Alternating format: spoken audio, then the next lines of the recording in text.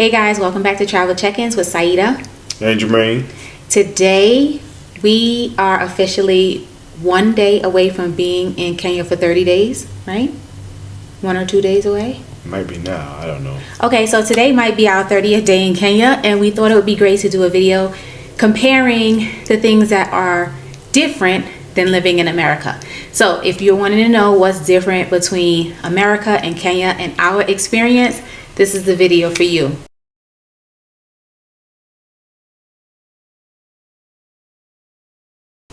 So the first thing we're going to start off with is the cost of living. And the reason we're going to start off with that one is because you guys really came for us in our last video when we shared our budget, which we're going to be doing again next month. You guys really brought the smoke in the comments, and we love you guys for it. We appreciate your open feedback, and it gave us a lot to think about. But we're going to talk about cost of living, and I think Jermaine is going to start off with the rent. Well, our rent is, like we said before, $2,200. Yep. But I guess people just didn't understand what $2,200 would get you here versus what it'll get you in America. What we're paying now for $2,200 in America is going to be at least 7 to 10 grand. So we're not getting robbed. We got good people on the ground. We are looking to move maybe, but we're taking our time. And with our budget being for Americans, being what it is, it's not a rush. It's not an emergency. Yeah, so like I said, we really appreciate all the feedback. We appreciate all the concern. But like Jermaine said, we have some great people here that we've known for years. This is not our first time in Kenya, and we are just enjoying this journey that we are on. The other thing we want to talk about with cost of living is going to be the cost of Uber. So when we were in the States, we didn't use Uber a lot, only like when we were traveling. If we were on a vacation and we were away for a weekend, we would use Uber because Jermaine didn't want to drive when we were on vacation. Sometimes it wasn't cost effective to rent a vehicle. So we didn't really use Uber a lot. The reason why is because Uber in the United States is expensive. Here, Uber is a lot more affordable. We don't have a vehicle, and Jermaine said he's never getting on a matatu. No, I'm not. Okay. A boda, yes. Matatu, no. So we think we're gonna try a boda one of these days, and I told him it's gonna be a short distance boda for me. I just need to go about 10 minutes, and then the boda can let me off. But Uber is great here. The Ubers are really inexpensive. We can go 20 minutes and pay less than $7 US. So it's really affordable way for us to get around. Another thing that we found with the cost of living is food. Food is really economical here, right? Compared to the US. Food is economically better. Everything's just cheaper. Unless you want some items that comes from America, then it's going to be more expensive. But just the normal bread, milk, everyday items, no, it's much cheaper here. And even like just eating out food, the cost of the food, we're paying probably 50% to 60% less than what we were paying in the US. Yeah. And that's a big deal for us because right now we're not able to cook like we would want to.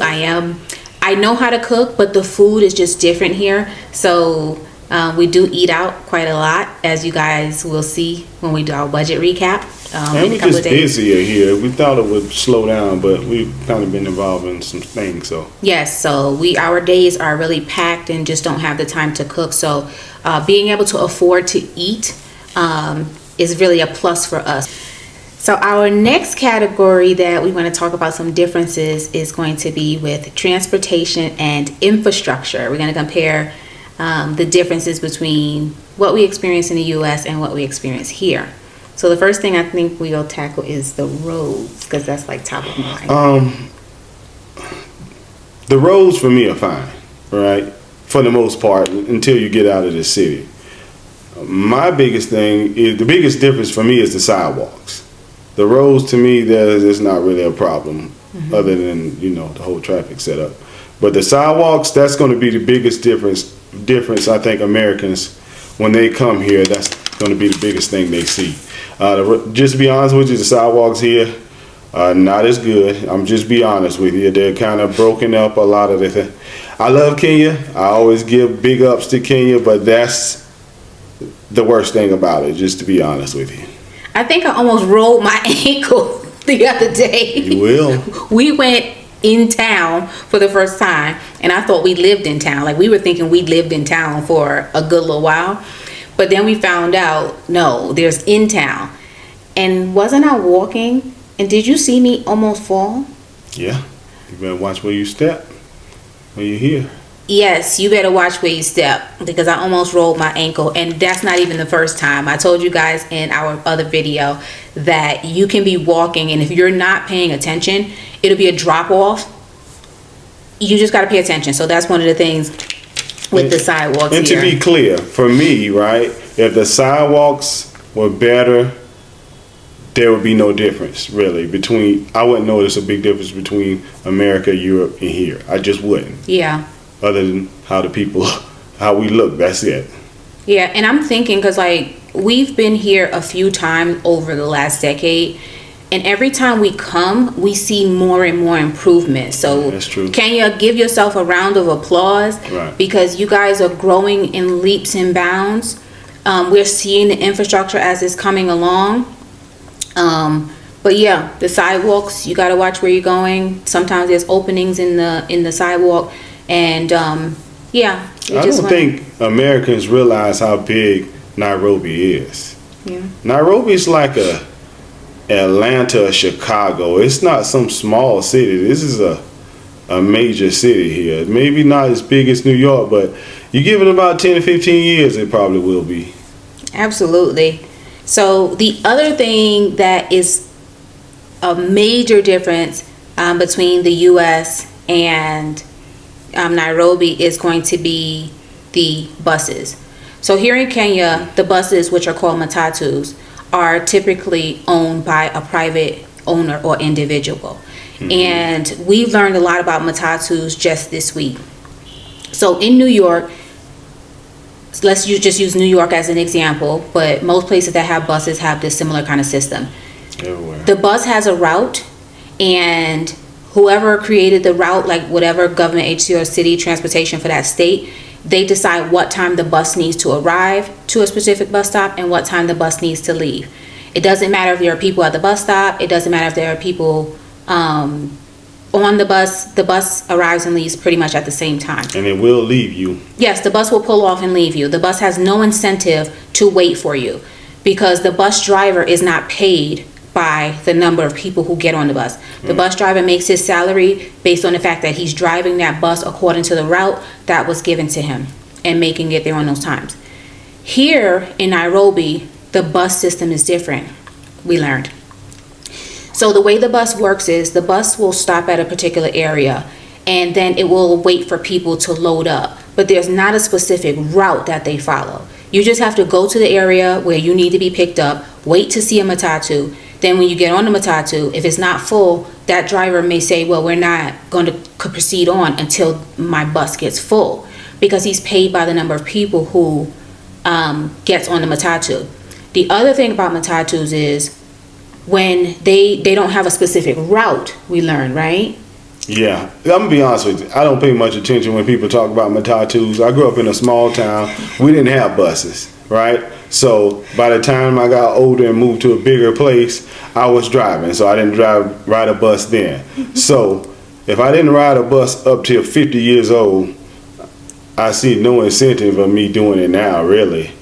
My time is precious to me now, so that's a little too late. And that's the thing with the matatu. You don't know what time you get to your destination.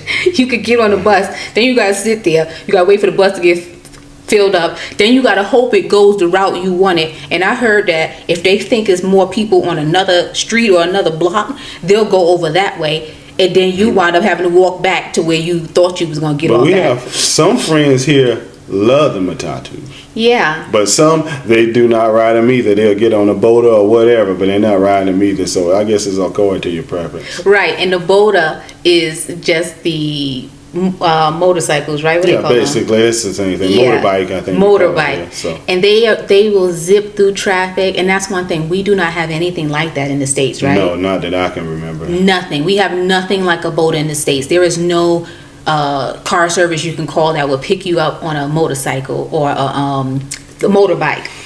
There's not really a need for it, but you know, well, I guess we'll talk about it later. But because how the traffic is here, yeah, I mean the boat is a big need. And that brings us to our next topic under transportation and infrastructure, and that is traffic. The traffic here is unlike any other traffic that I've seen, and I think we've been to Mexico, Dominican Republic. There's been a few places. Mexico was kind of Cozumel. I'm not gonna lie, this is almost like the Wild Wild West here. But I will say, which I don't understand, I don't see accidents here, so I guess we're not used to it. But I don't see any accidents, so I can't say anything bad about it. It's just it looks different. I'll put it that way. Sometimes it's heart pounding because you'll be in your car and you'll be looking out the window to the left or to the right, and another car will come right this close to your car, then your car will go, and it's just these cars come so close together, and even the motor cars like going in and out of traffic. It's just like you said, the Wild Wild West. We're just not used to it. And I've been driving since I was 12 or 13. I don't ever plan on driving here. I'm not gonna lie, but I don't need to either. Right? Like we said, the Uber is much cheaper, so why they have on the extra expense of getting in a car when I could just get in an Uber and they know what they're doing. They know how to navigate this traffic. So, and I don't. So for the person who just commented on one of our videos and said, when you get ready to buy a car, you guys told us when we get ready to buy a car, buy an SUV. Right. Thanks. You've heard it from the man. Yes. We're not going to be getting a car here. But thanks for the suggestion. Thanks for the suggestion. Yeah, I don't want him driving here. We'll leave it to the experts.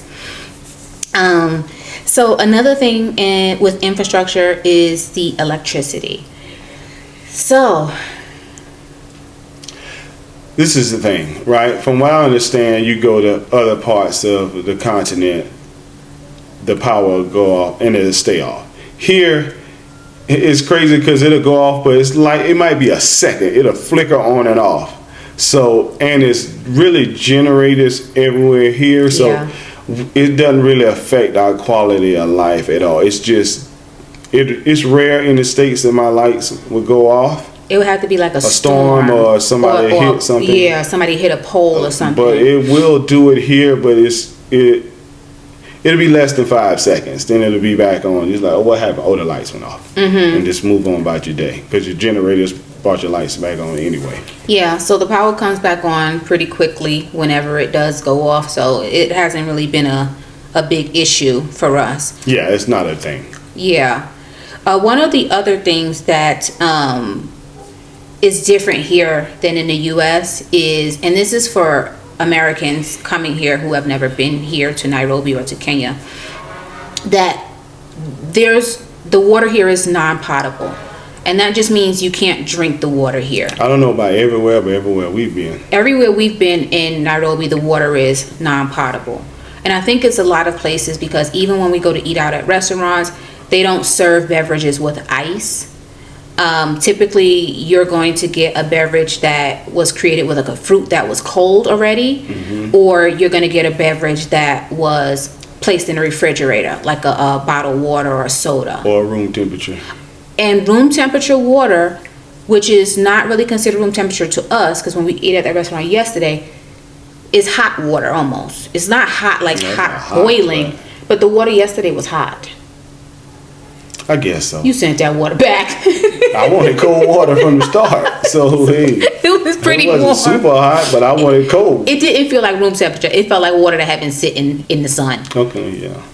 But he didn't drink it. He was eating chili, so he wanted cold water. Cold water. So, but it's okay. You can get cold water, or you can get room temperature water. And I think some Kenyans do like room temperature water, which is so basically. And then one thing I think Americans will worry about when they come here is when you stay at a place, they may tell you the water is non-potable, or when you go in the bathroom, you may see a sign that says non-potable water. And you may be wondering, well, can I brush my teeth with it?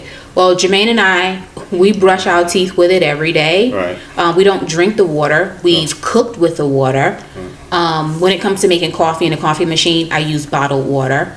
But for the most part, I'll even tell you guys, a couple of days ago, Jermaine went to brush his teeth before I got up and happened to drink some of the water when he was brushing his teeth. And as soon as I opened my eyes from my slumber, he said, I drank some of the non-potable water. And I guess he wanted to let me know, just in case he keel over, that I know why. Nah, I'm not gonna keel over. Well, just get sick or something, right? Yeah. But he's been fine. He's still here. He hadn't got anything. So And to be honest it's with not you, that don't serious. most Americans drink bottled water anyway? For the most part? Yeah. I mean, we have the luxury of just turning on the tap and drink if we want to, but for the most part, people drink bottled water anyway. Yeah, so it's not really a big deal. So and you don't have to be afraid to wash your face with the water. You don't have to be afraid to brush your teeth with the water, unless the water has some kind of discoloration, which I will talk about as well. Okay. Yeah, I think I'm gonna talk about that. I don't We can know, talk about it now. because I don't think you have it on here in my section. I don't have it. I mean, Okay. we don't have that here where we're at now. We had Yes. it before in the B&B, right? Yes. Airbnb. I mean, you just gotta. So we Gotta check. we stayed in the Airbnb and we didn't brush our teeth with that water because that water was yellow. The toilet water was yellow and the sink water was yellow. And it's pretty much because they're probably using what I was told a borehole water. You can do your own research to figure that out. I'll try to maybe put it down on the bottom, but if I don't, Google is your friend. But the water was yellow and I didn't feel comfortable brushing my teeth, so we used bottled water to rinse our toothbrush and to rinse our mouth. So you have that option as well. So now we're going to move on to quality of life. And the first thing we're going to talk about is, well, we're going to talk about food, but one thing I want to talk about is how peaceful it is here. Now, I'm not going to say all of Nairobi is peaceful, because yesterday we went in town and I came back and I really needed to just decompress from being in town. There was just so many more people. We had to walk amongst the cars, a lot of crossing of the street, which still makes me just a tad bit. I mean, but isn't it like that in a major city in the U.S.? Well, You're no, hopping shoulder to shoulder. because in the U.S., right, we cross at the corner for the most part. For the most You're part, not just stepping out into the street and then stepping out in front of a car and hoping they stop. Well, I don't care. I'm not gonna lie. Get in where you fit in. I just follow him. Learn how to cross these streets. Y'all, this is how we cross the street. Hand in hand. Now we do. Yeah, one time we'll come back with that story. But yes, I hold his hand when we cross the street, and I just cross the street with him. I don't even look anymore, because I'm just like, I trust him. He'll get us across the street, because sometimes I'll look and I'll see a car and I'm just like, oh my goodness. But we're still alive, we're still here. The other thing that's as far as quality of life goes is, again, it is peaceful. It is, but I'm not gonna lie. It's a lot of partying going on here. I'm not gonna lie. Sometimes it'll be 12 o'clock at night and I'm here. 2 in the morning. Or 2 in the morning too. Yeah. 2:30. I think it depends on where you are too. Like when you come to the Westlands, Killer Monte, Killer Leshua, hey man. It's party time. You better be in the right place if you're gonna hear some whoever. Yes, there's a lot of partying going on. The music be loud and then the DJ be going on, and I was like, oh man.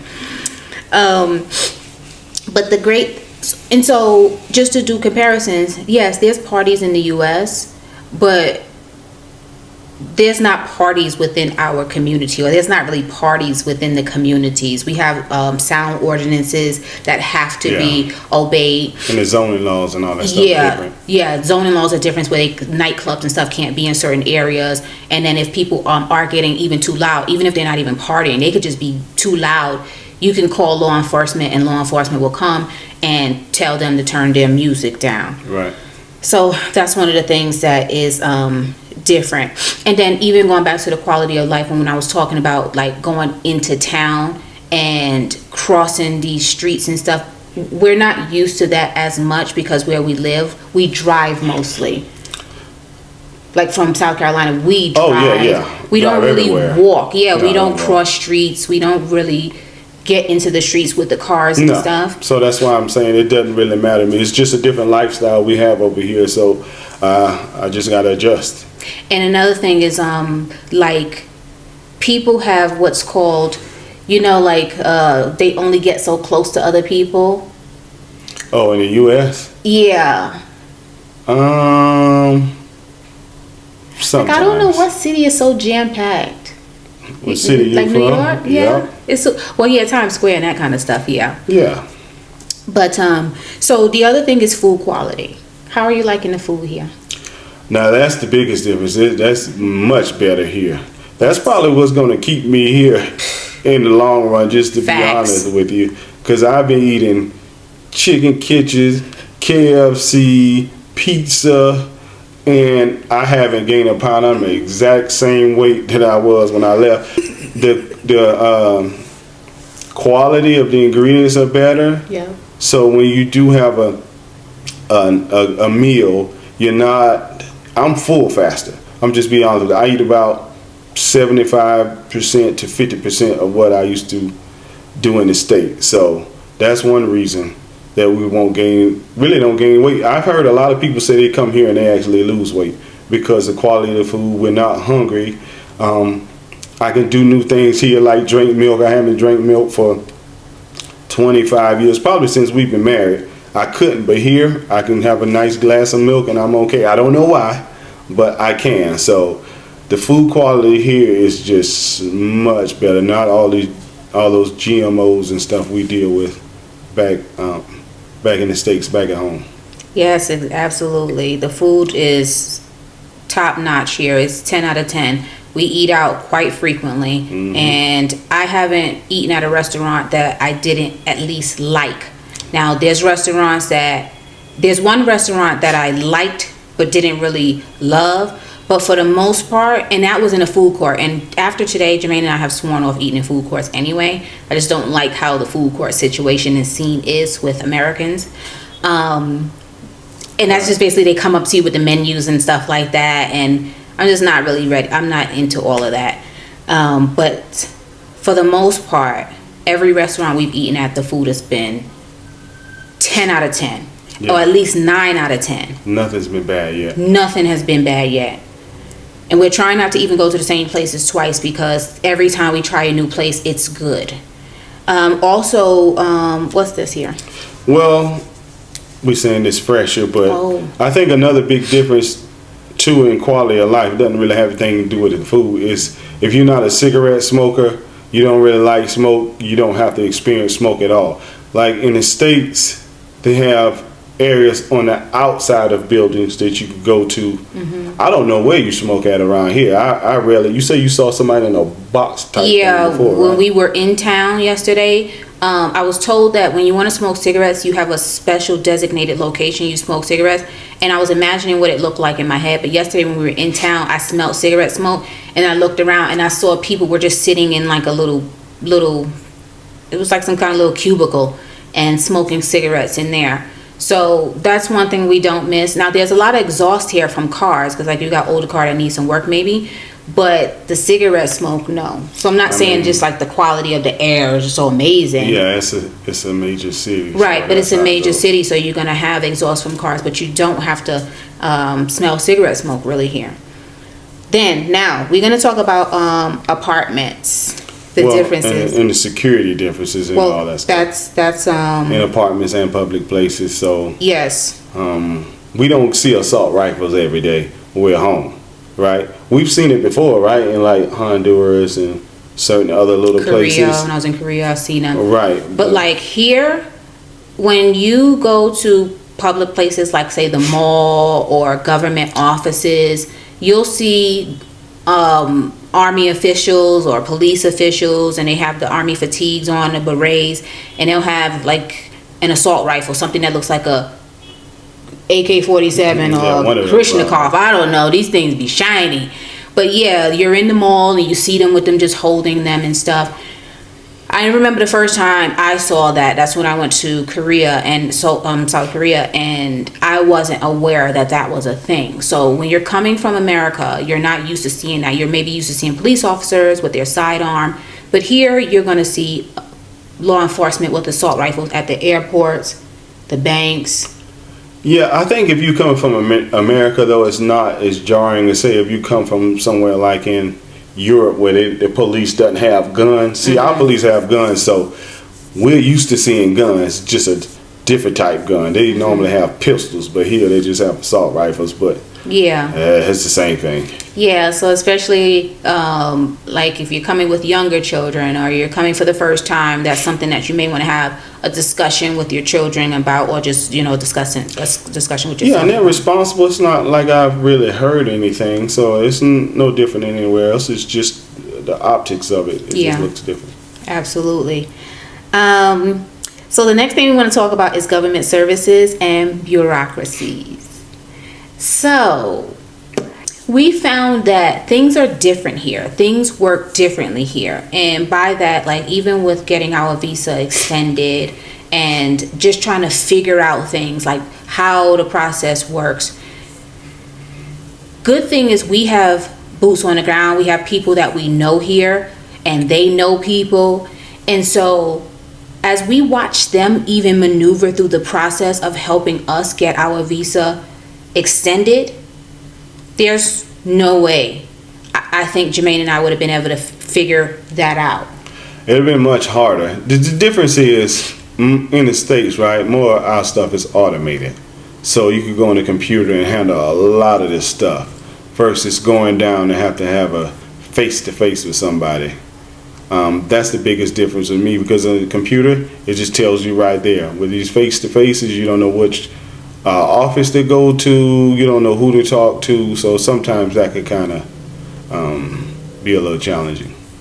Yeah, and things are just a lot different here. Like, they're a lot different. A lot different. And I'm going to leave it at that. They're a lot different. Not me. You ever went to a government office and got turned away? Man, they do it all the time. Oh, okay. Right. Key rocks. Okay. Okay. So the other thing that we want to share some differences with is the wildlife and just the like natural beauty out here. So we have a lot of things to see and experience in the U.S. We have the Grand Canyons. We have buffaloes in Yellowstone. You know, we have things, right? Mm-hmm. But for me, it's different here. Like even just in my day-to-day activity, I'm seeing a lot of wildlife that I've never seen before, and seeing things that I've never seen before. We can be sitting and having coffee, and a bird will just come and land. It's kind of a big bird, and it's just a beautiful, gorgeous, pretty bird with lots of nice colors. Then we're at church on Sunday, and I see another pretty bird. We look down from our window. There's this big bird that has made a nest between two big palm trees. It looks kind of like a stork or something. It looks like a stork, and I've never seen a stork in real life. It's two of them. Never? Not in real life. Oh. Where I want to see a stork? New York? You've been to Florida, right? I never seen a stork. I seen seagull, but I didn't see a stork. You see, the one stork could come and bring food to the other stork, and they'll exchange food. And then as we're watching, these little babies are getting bigger and bigger that are in this nest. And it's just crazy. And then even the Masai Mara. Like, now that's different. You're not going to see that in the U.S. Right. So even that, within Nairobi, I'm seeing new wildlife. I'm seeing new plants and new foliage. And then you have the Masai Mara.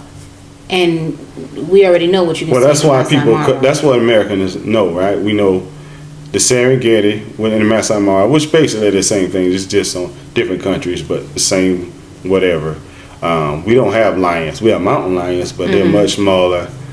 Buffaloes look a little different. We don't have leopards, and you're not going to see a lion maybe at somebody's fence. You're just not going to see that in the States. Only time you're going to see a lion in the States is when somebody illegally brings a lion into the country, raises the lion, and then the lion grows up to a big lion, and then law enforcement has to come in, and because the lion then got loose into the city or something. Now that's rare. Those are rare stories. We've had some people do that, but that's not the norm. Right. So yeah, so being able to come here and see the different animals and the different kind of wildlife, and you don't even have to go to the Masai Mara, because there's even national parks here in Nairobi that you can experience, whereas us, we have the zoo. Yeah. Now that's the thing about the beauty of the continent here is, okay, you have Kenya, right, with the Masai Mara and the Serengeti on Tanzania and all that, but even other places with the gorillas on the other side, man, we just don't have that type of thing. Monkeys and all that stuff, we don't have that. Which is, we have our own things, to be honest with you. I keep saying we because one thing we realize, right, just to be honest with you, I'm 50 years old. I love it here. I'm 47. So I know I'll never be a Kenyan. I don't really speak the language yet. I'm learning. So